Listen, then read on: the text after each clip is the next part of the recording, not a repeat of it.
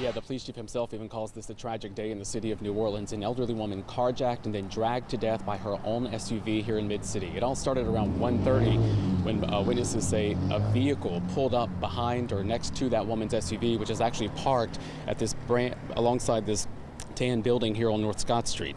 Witnesses say it looked like she was putting something in her SUV when someone jumped inside, forcing her out of it. Witnesses say she was tangled up in the seatbelt as the suspect then sped off, taking a right on Bienville Avenue and then the next right on North Pierce, dragging her the entire way.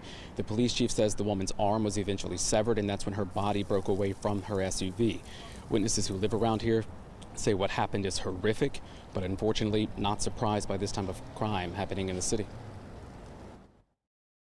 It's sad. I mean, it's Monday at 1 o'clock in the afternoon. It's not, everybody's out getting lunch, not worried about, whether or not they're going to live or not. We cannot accept this as the norm, not just in the city of New Orleans, but anywhere. We should not accept the death of a 13-year-old as a norm. We should not accept the death of a bartender working at his job as the norm.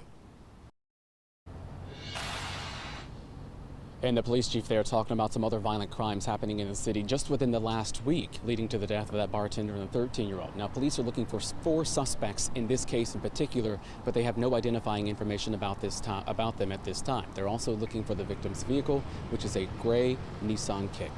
Reporting live from Mid-City, Mike McDaniel, Eyewitness News.